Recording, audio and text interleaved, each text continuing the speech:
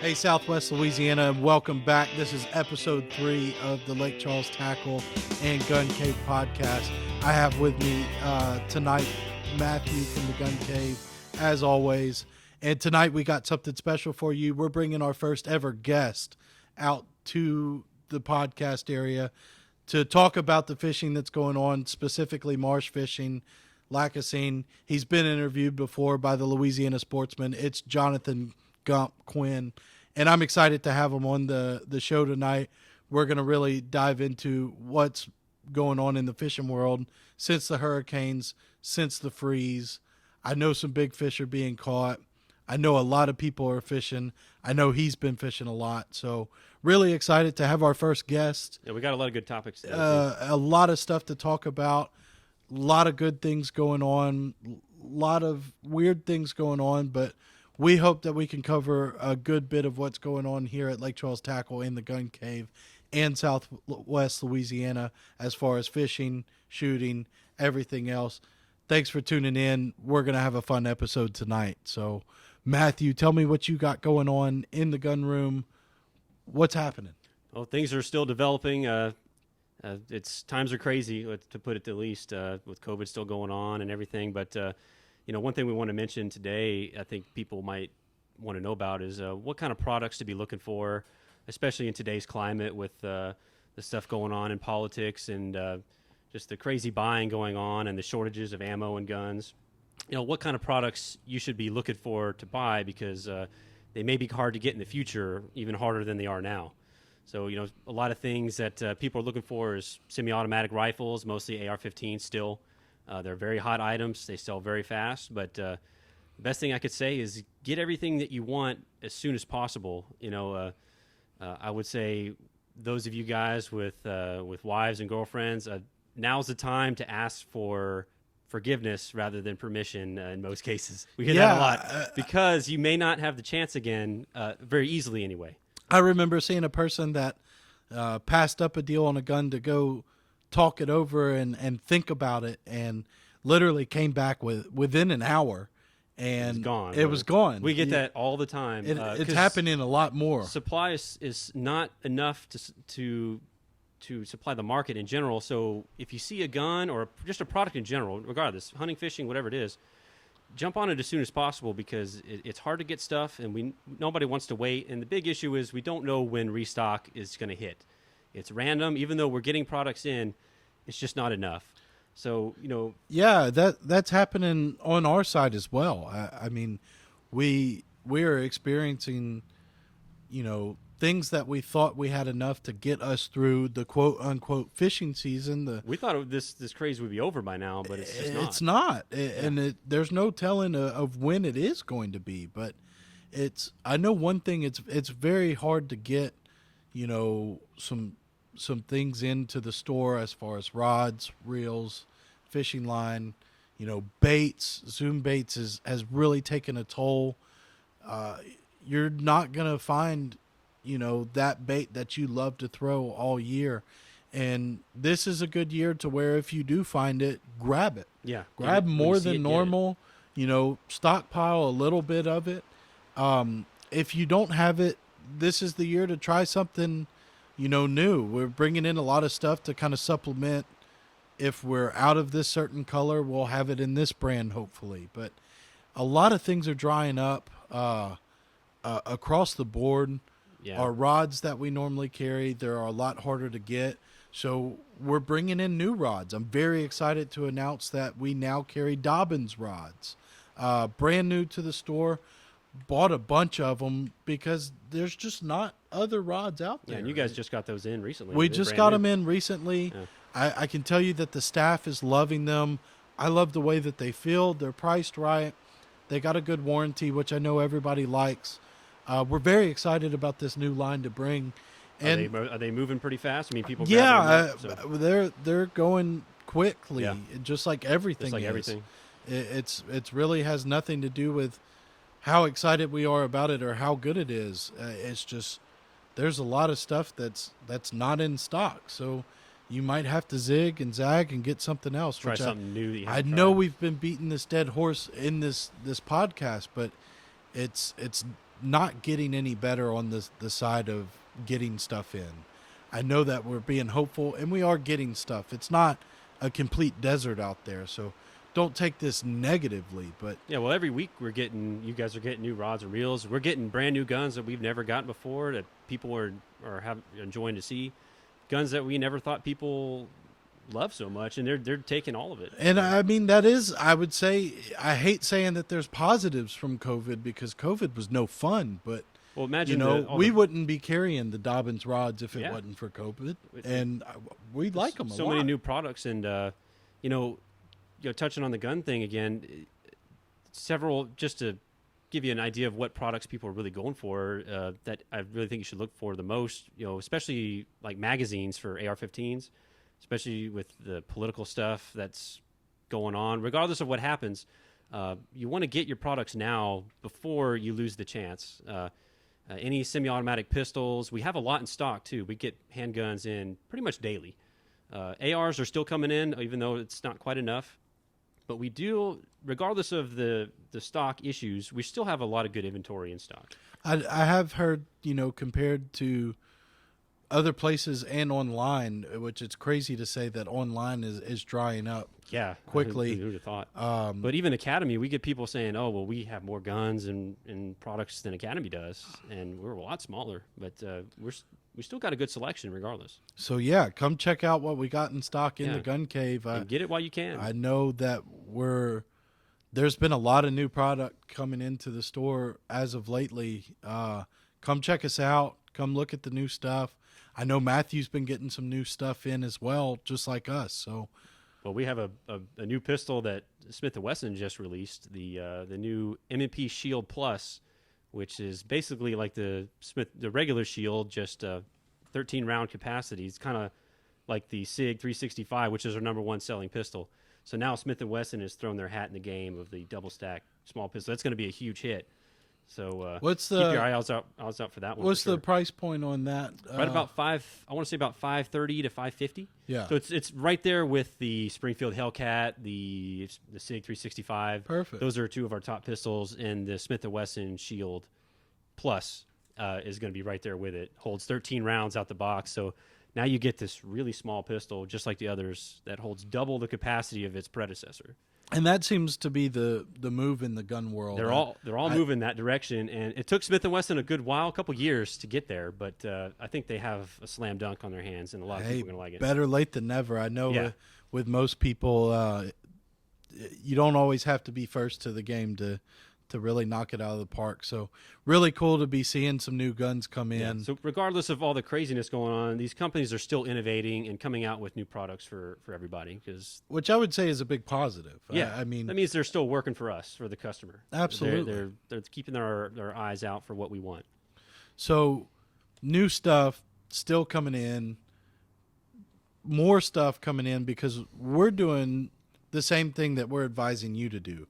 If we find something that is in stock that we know that we need, we are doubling, tripling, quadrupling down, trying to get as much stuff as we can to provide y'all. And I hope that, we have just as successful as a fishing season, shooting season. I know we sold a lot of stuff last year.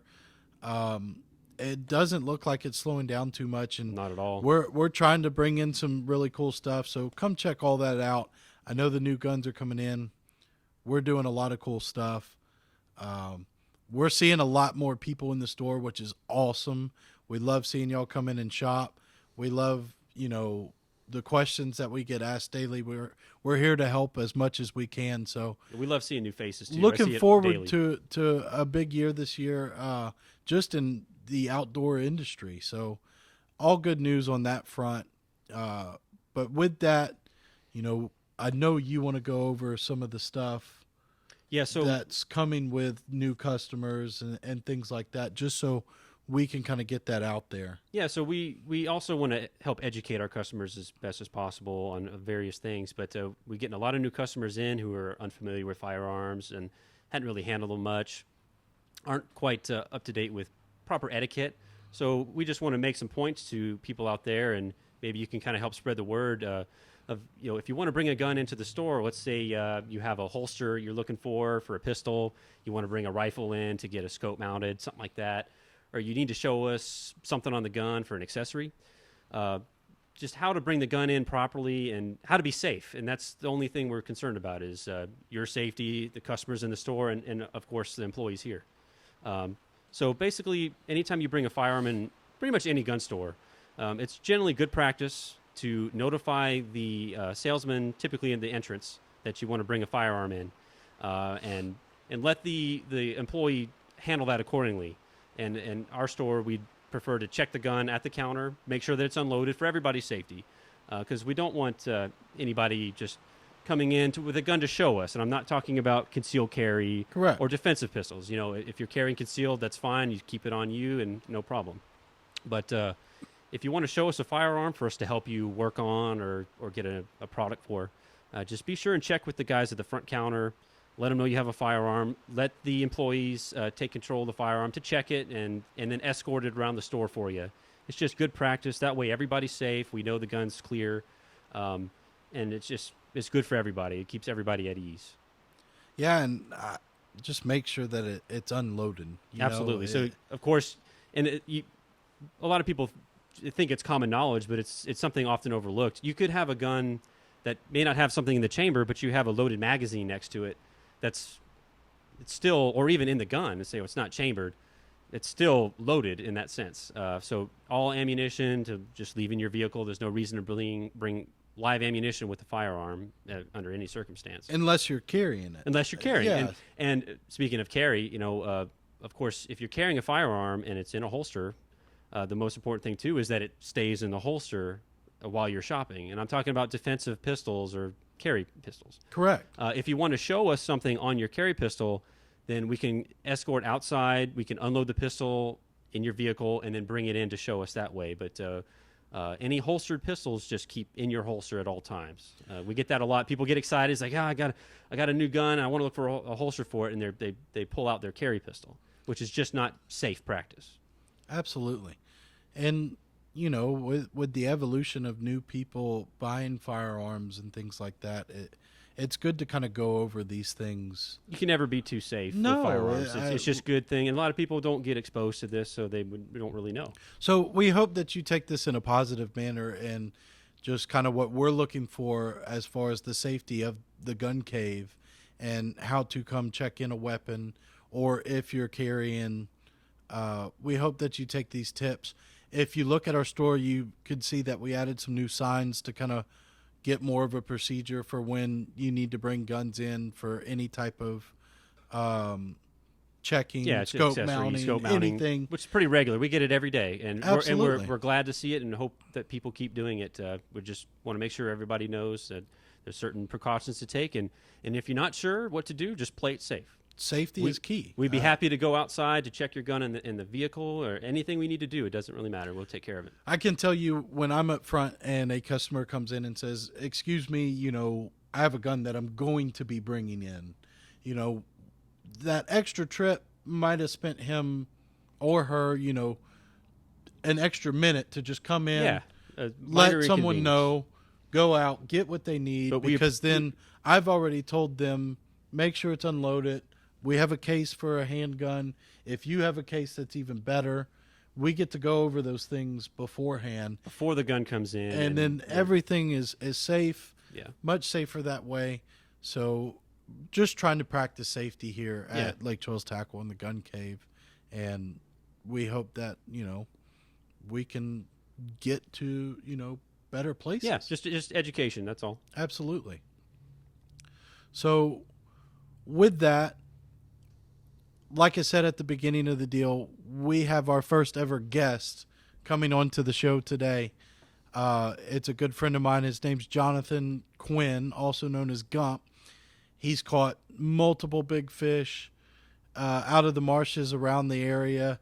He's been interviewed by the Louisiana Sportsman. He's just a good guy. He's one of those fishermen that isn't scared to come give you some bits, tips, and he's going to let us know what's going on in the marshes today after all the storms and everything like that. So we're going to bring him in. Very excited to kind of do this interview and have this conversation with him. I hope you enjoy it too. All right, so with us tonight is Jonathan Quinn, also known as Gump, a dear friend of mine. This isn't his first interview. He's been interviewed by Louisiana Sportsman, and he's just caught some flat-out big fish. We're happy to have you. Thanks for coming. Appreciate the invite, man. Oh, yeah, we're going to have some fun today. So, Gump, man, kind of give me a rundown of both Lacassine and the Burns, post-hurricane, post-freeze. We're in 2021. What's going on out there? Well, I'll tell you, Hunter, it's not good. Fortunately, but unfortunately, I was able to get out in the Burns 2 days after the storm hit, and I seen some things that weak eye wouldn't have liked. I found multiple fish dead, 2, 3, 4 pounders, nothing really bigger than that, ton of white perch, and ever since then I've heard nothing but bad news out there. I know as of now, the last couple weeks, I think it opened the 20th. They had a few people in the area get out there and try and catch some fish. I didn't hear many good reports. I heard way more bad than good. I was able to get out there, caught a couple fish, nothing impressive. It's pretty much you find the clear water, you're going to catch fish. Yeah, I've been hearing that as well from most of the people that made it out there this past weekend, is that it looks bad. And, going into it, we were kind of hinting that it was going to look bad. But there is hope. I did hear from a few people that did find some clear water, whether it was back deep or in a canal, that the key to success is if you find the clear water, you're gonna be around some fish. Would you agree with that? Yeah, I agree with that. Definitely, 100%. You're going to catch fish. You might not get bass. Yeah. It's going to take some time, man. The damage is done. I do know that other people have been telling me, too, that the Miami Corporation did a good job of cleaning up out there, but there is, you still got to be cautious when you go out to the Miami Corporation burns and be careful of the debris because there's no way they could have gotten everything, from that deal. But I have heard some reports of, shrimp, redfish, flounder, trout. I mean, you never know what's going to happen, down that far in Louisiana. So fish to still be caught, but, it does just kind of reiterate the fact that we knew it was going to take a pretty big beating from the hurricane, just like everything else down there did. Right. But what about Lacassine? Because I've been hearing some, it's been kind of mixed emotions with Lacassine. I know that some big fish are being caught this year, which is a great sign. What about you? I know you've gotten out there a good bit. Yeah, so I've been a few times since the 15th. I've seen some weird stuff this year with the freeze, and it's just been a crazy last 8 months of weather. We've had record-breaking storms back to back, and I seen something in the Big North Pond I don't like. It's dirty water. It's the biggest pond out there, one of the biggest ponds. You take away a lot of pressure when you put it to other areas. So the few fish that are in the smaller ponds are getting hit by 20, 30 boats. There's still a ton of fish out there. Yeah. Saw one dead fish. That don't scare me. Yeah. I've caught some big fish. Honestly, this year has been regularly slow. I've probably only caught 10 fish over 5 pounds, and that's not normal for me. I mean, it's just – but they're there. I mean, the spawn is still on. They're still eating swim baits. They're eating frogs. It is clean out there. There's not much vegetation, so that is something that I haven't seen since I've been old enough to drive out there. What would you say? Let's focus on that a little bit. The effects of the hurricane and the storms on the vegetation, because I went out there as well. I noticed that there wasn't as much floating vegetation, hyacinth, Sylvania, but it didn't completely wipe out all the grass. Are you seeing still some good grass out there that you do like to see as far as vegetation goes, or did it just kind of take everything with it that's good? Personally, opinion, I don't like what I see. I mean, I've seen some clean. It's clean. You can throw a spinnerbait all day long out there. I don't like that. I mean, I like the roots, the hydrilla, coontail, whatever. There is some dollar lilies, and it's clear underneath there, but opinion-wise, I don't agree with it. But you're just going to have to locate fish in different areas this year. I did notice back in the back ponds when I was there, they had a lot of that, I guess, pencil grass, that slimy grass that's kind of taken over. Me personally, I don't like to fish it all that much, but I did notice that, the storms didn't get rid of that. Would you say that there's enough good grass to be fished out there, or is it getting really tight to where there's only a few spots?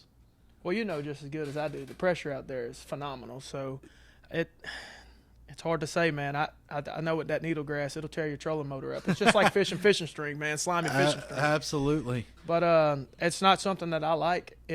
I just don't like the fact that I'm not seeing the coontail or the even thicker lily pads. I mean, those things there got destroyed. The Little North Pond has got triple the boats it usually has because the Big North Pond, nowhere to fish. So I think it's gonna get better.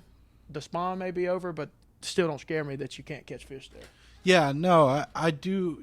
I know in the Louisiana Sportsman's article you mentioned that your favorite month to fish is May, being that it's a little bit more post spawn, get to throw some frogs around.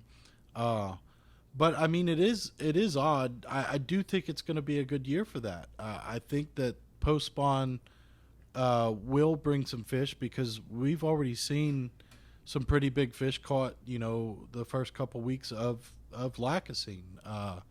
We did our contest where we're going to do replicas for the bigger fish, and that filled up within just a couple of days. So a lot of big fish, 8+ pounders being caught in Lacassine this year.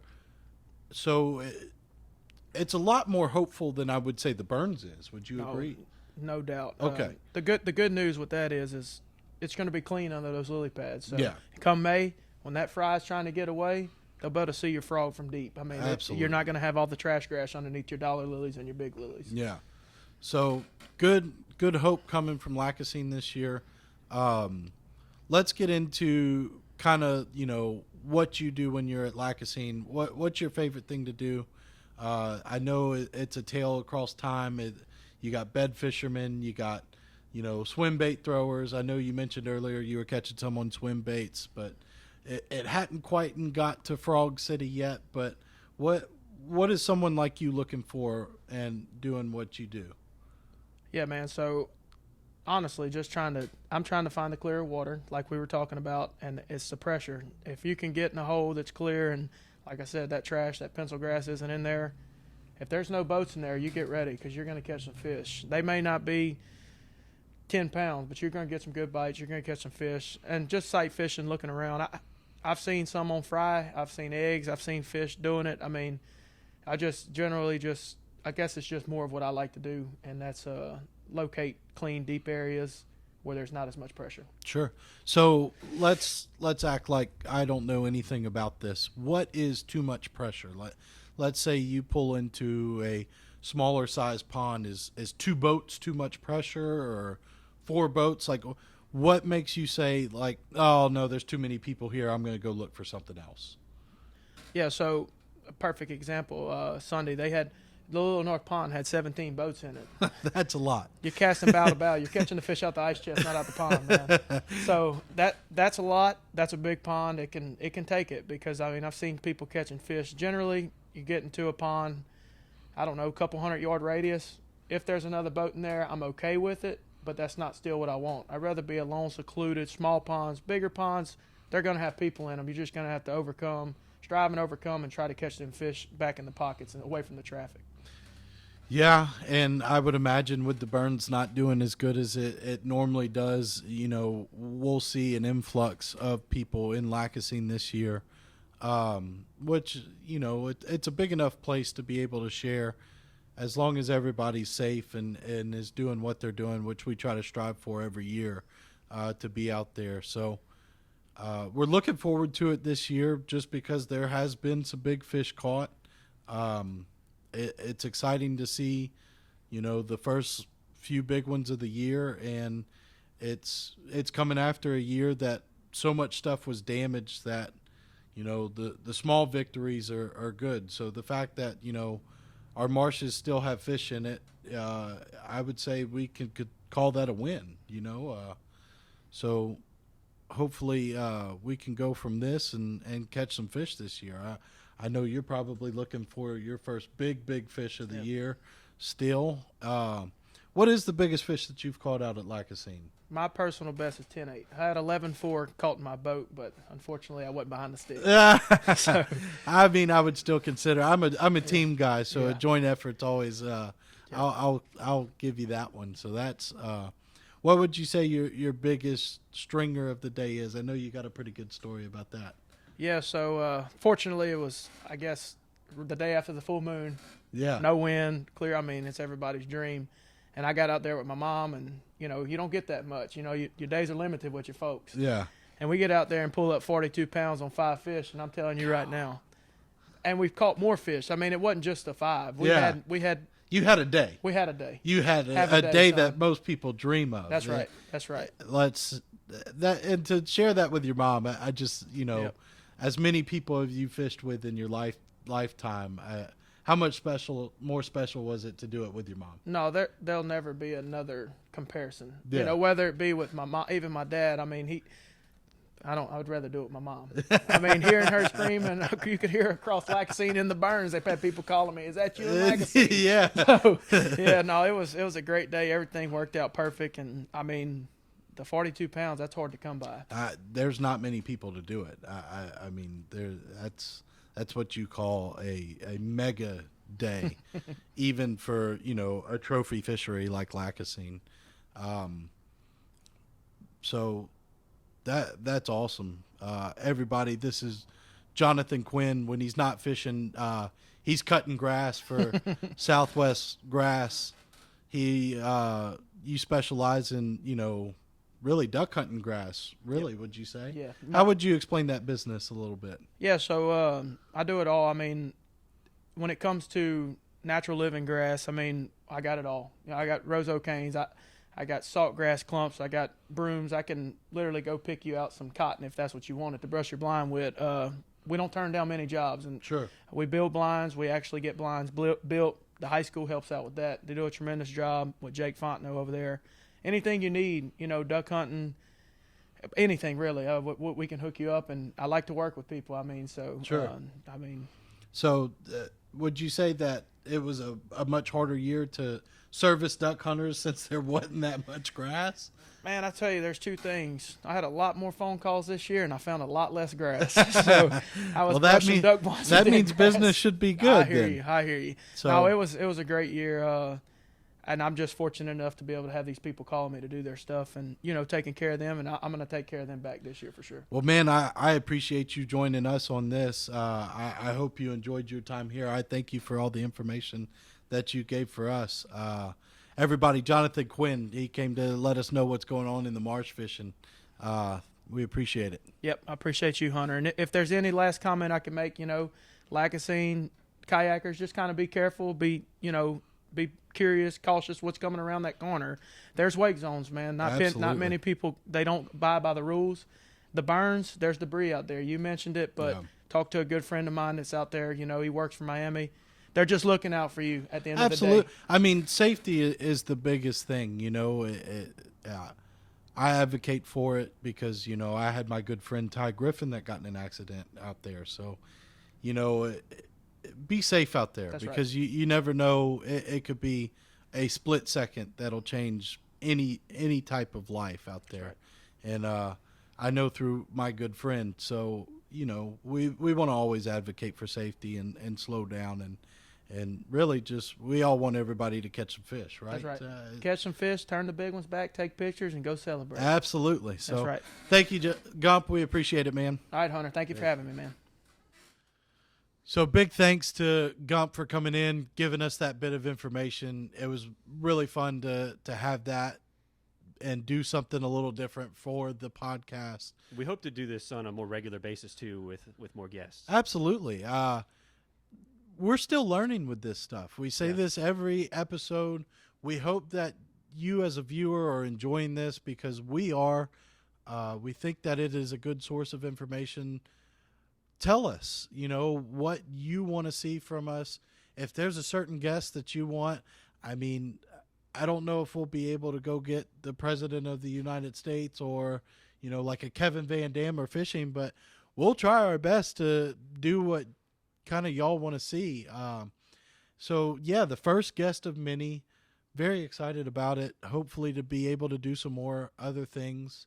And we have more plans in the future. We're already lining it up with more people, so be sure and stay tuned on that. Stay tuned for upcoming guests that are coming. Please like, subscribe, comment. Tell us what, we need to be doing differently. Tell us what we're doing right.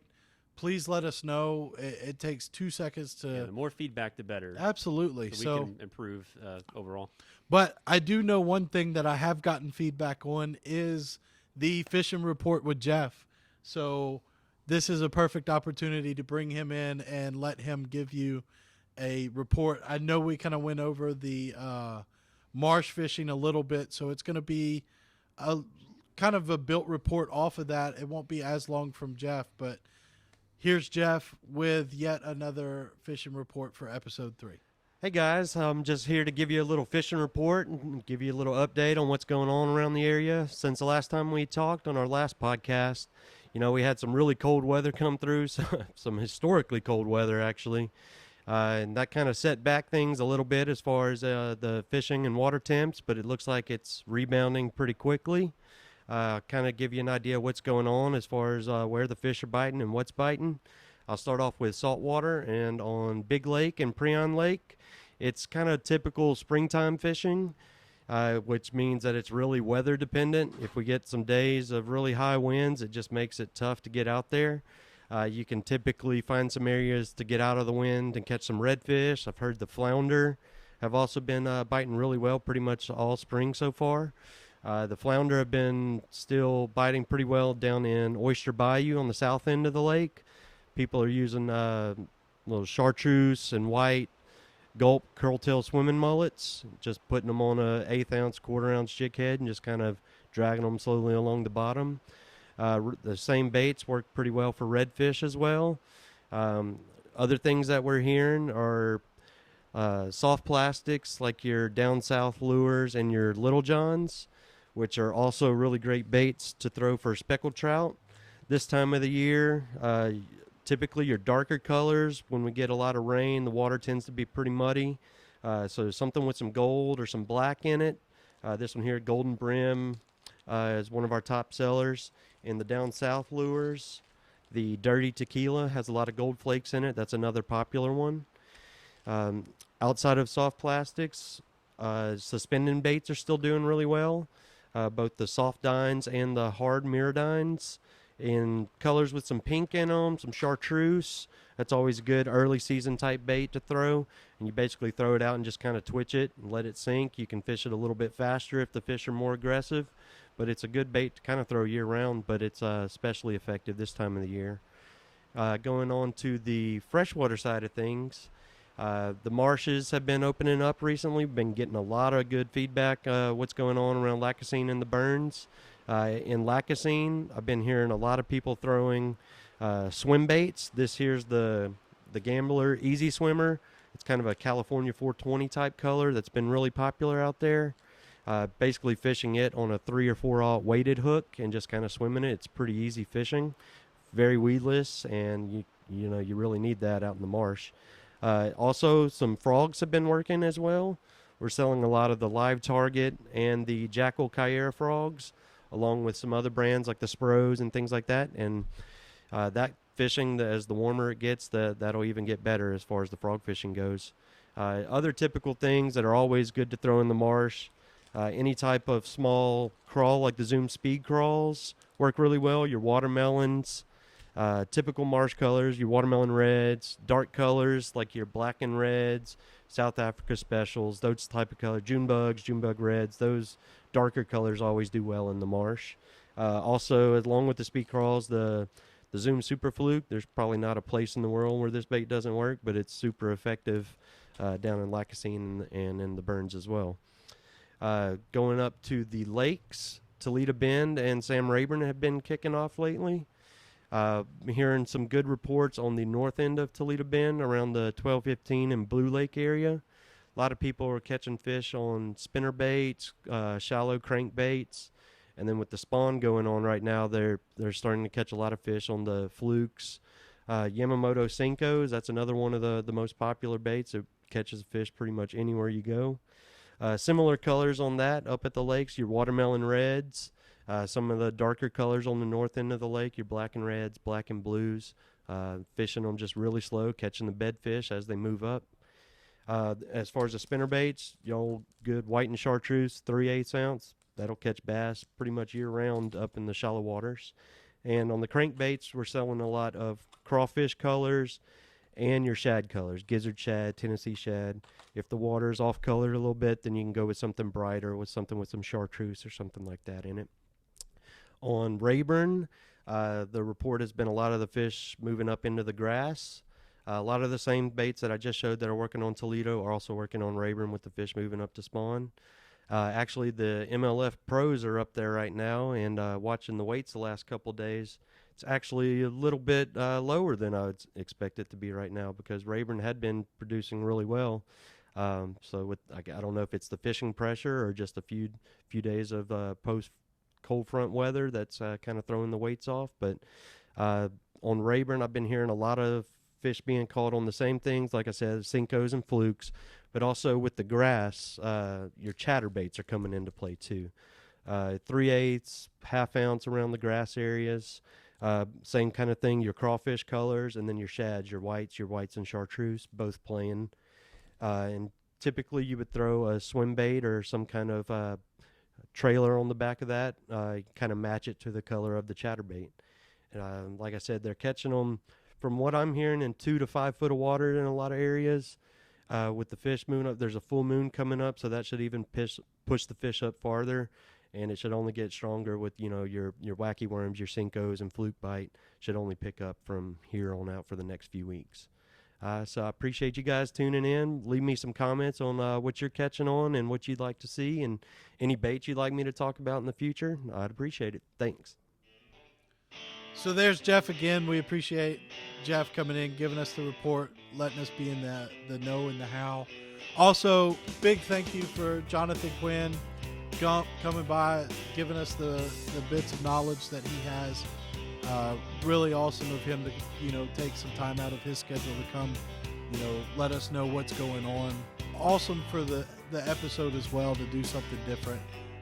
We hope you guys enjoy the variety and look forward to more of this in the future. We have good plans for more guests to really spice it up. So big things to come. We hope you're enjoying this as much as we are. Make sure to like, comment, subscribe, share. It'll be on our Facebook, our YouTube. Let us know what you think, because we really would like to get some feedback from you. And be sure to stay tuned to what's yet to come. We appreciate you tuning in to episode 3. You got me, Matt, and Jeff, and special thanks to Gump. Thanks, guys. Thank you.